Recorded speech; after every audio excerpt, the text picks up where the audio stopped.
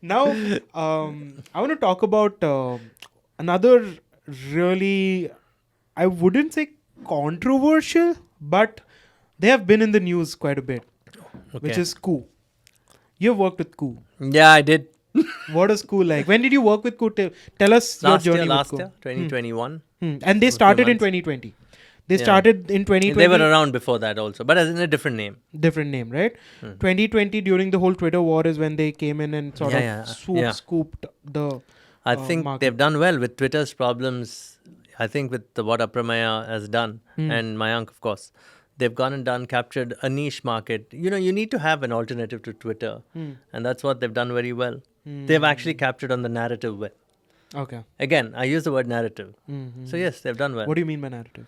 That's the narrative, right? That Twitter is not the place to be.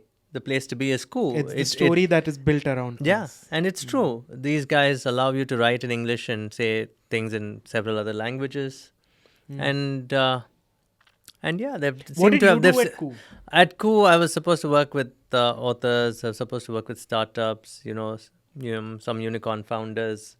At the time, it was harder because a lot of the unicorn founders were yet to. They were happy to get their companies on board, but they were yet they were because at the time they were only doing 10 million downloads. Now they've crossed 60 or 70. Yeah. I think people should look at them as Expanded into different yeah. countries. They have gone into Brazil. They've gone They've into taken over they're Nigeria, I already think, because I Twitter's think not they're there. absolutely they're already there. So they're doing some fantastic things. They have a fantastic PR machinery too to manage the narrative. So I believe that there has to be an alternative to a single app. That I mean, if Twitter says they're everything in the world, it is dangerous. It's always good to have a alternate view, and that's what Koo believes it offers on the table. But I have to say something about the public sphere. It's very important for me because I studied these subjects, and the public sphere was about using platforms. Mr. Habermas, who's still alive, is a German writer, theorist, who's still around. He's about 90 years old, and he wrote something called the public sphere, where the public sphere is used for public good, where citizens use platforms to go tell politicians or governments to set the agenda. But what's happening today is it's the other way around.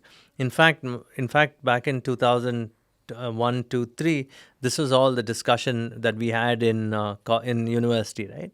That politicians will go to platforms where they can spread their legitimacy or create their legitimacy on platforms, and they will do anything to push that legitimacy forward.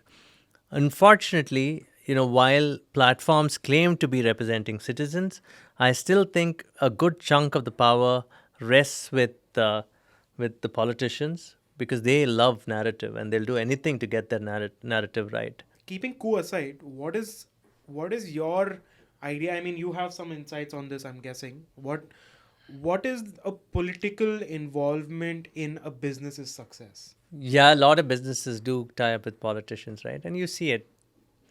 It's true. And these are not, there's not public information, right? I don't think it's all put out in public. It is. A lot of it is in public. I mean, come on, we all know the companies that are close to the parties. Everybody is.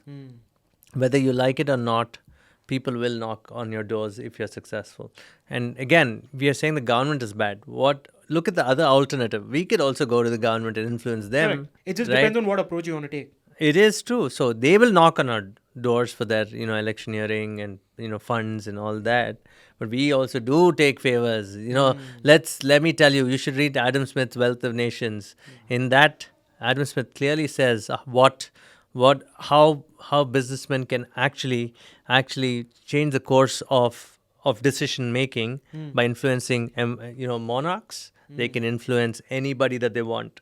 Okay, but we never asked that question, do we? Right? That's why I see I'm a pro-capitalist, but I've also seen that's the reason why Marx put out the Communist Manifesto. It was a very important critique. He put it out to clearly talk about the problems of the joint stock company. It's not about money. It's about how certain individuals will do anything to live in power.